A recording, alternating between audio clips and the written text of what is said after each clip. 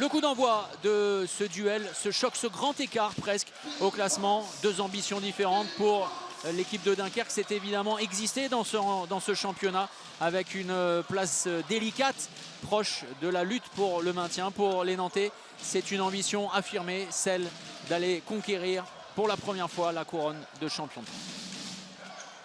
Et ça va passer évidemment par une victoire cet après-midi avec Brié, Emric Min, le Schwenker auprès.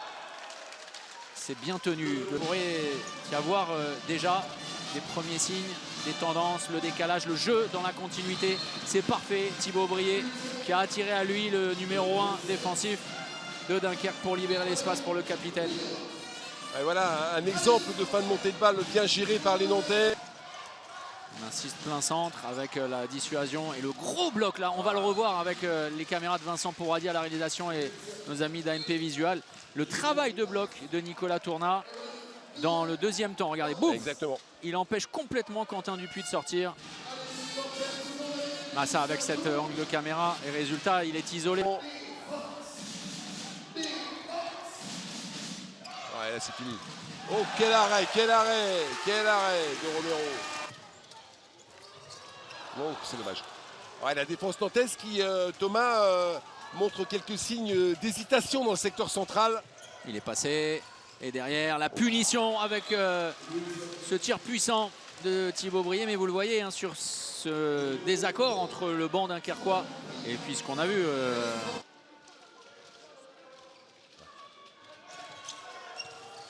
Avec Crépel, superbe glissement. Et conclusion également de Florian Billan bondissant. Bien était parti à l'intérieur pourtant. Krag intérieur, Pelayo et le décalage. Bille en tête. Coup d'autorité défensive. Ah, le début Pelayo. De la... Ah, c'est bien fait ça. Superbe, vraiment. Quel numéro de Tom Pelayo. Elle est bien replié du côté dunkerquois. Oui, il joue rapidement. Ouais. On était encore sur cette séquence d'engagement rapide. Dunkerque a du mal à se restructurer, à leur replier, c'est bien. S'organiser après derrière, c'est forcément un peu plus compliqué. Bah, très intelligemment joué par les dans le dos de la défense centrale nantaise. Voilà, regardez. On rentre à l'intérieur, Marie-Joseph. Et ballon gratté, Emric Min, trop naïf là-dessus, sur cette passe d'un droitier pour son arrière droit gaucher. Au près, comme ça, c'est toujours dangereux. Et Dunkerque, avec une rotation amoindrie, pourrait en souffrir considérablement. Tout est beaucoup trop facile pour les Nantais dans cette séquence terrible. Plus 4, c'est une machine parfaitement huilée. Et derrière, bien sûr. Ivan Pešić s'y met également. Dernier ballon avec Gabin Martinez. Que c'est mal géré. Et heureusement, ouais, ils s'en sortent bien. Le temps mort, c'est serré avec Ayoub Abdi, Emric Min. La passe, et c'est bien défendu avec Billan. Ça ne suffira pas. On va en rester là. Et c'est un avantage de plus 3 en faveur du H. 18-15. Min qui pousse. Oh, la continuité du jeu, parfait, avec Valero Rivera et l'intelligence sur ce bloc remise, bloc regardé avec, hop, il le sait, il le connaît par cœur, Valero Rivera, son positionnement. Il attaque, temps fort, Faustin, libération du ballon. Bien fait. Pour Such, c'est simple mais efficace. Faustin face à Min, Julien Boss, la récupération, l'accélération, Valero Rivera, le 3 contre 1, c'est pour Audrey Ozzola qui se sert de Arteaga pour mieux rebondir. Tous les duels proposés par les joueurs de Greg Cogent. Ouais, et à nouveau, la naïveté de Gabin Martinez. Et derrière, la punition signée Thibaut Brié. Et oui, la rotation avec Rokovniček de récupérer. Oh là, il est inarrêtable, Emric Min. Brié, là l'intervalle est trouvé, sauf que, on l'a dit, Cornelius Krag n'est pas dans un bon jour. Chaîne les blocs à l'intérieur. Avec Noam Léopold également qui apporte son soutien.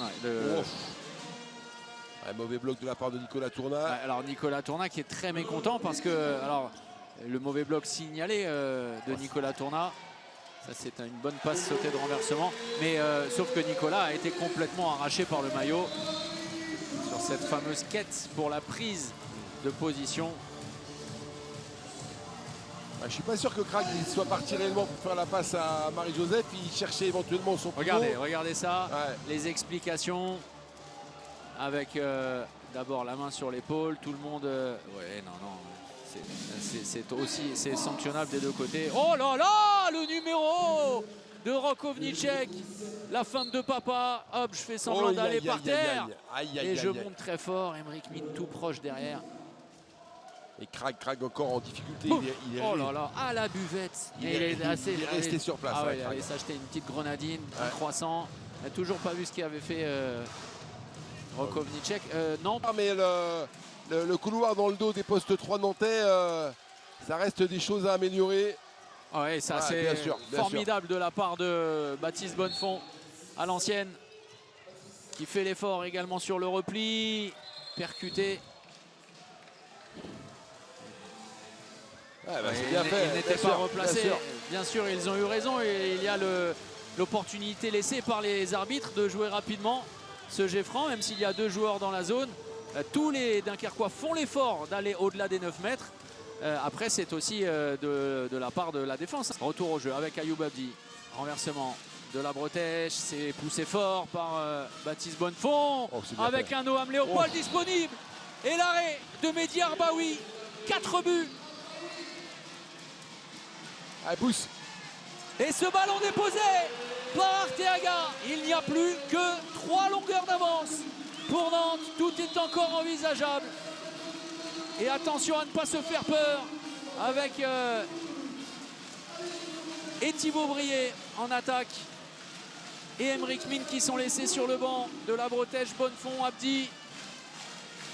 C'est en défense que les choses sont plus compliquées avec le président Vandal qui se met à y croire. Bien cette statistique tout au long de cette soirée parfaite pour l'Espagnol face à Mehdi Arbaoui. Un grand Valero Rivera, également auteur de son 8e but. Ils sont 2 avec Emric Min à avoir inscrit autant de buts. 9 pour Tom Pelayo de l'autre côté. 16 buts de chaque côté pour Min et Valero Rivera. La victoire 35-31 du HBC Nantes qui talonne plus que jamais le Paris Saint-Germain en train de disputer un match contre Cesson-Rennes. Et en attendant, Nantes rejoint au classement provisoire donc le champion de France. L'objectif des Nantais est inscrit clairement, fièrement au terme de cette victoire.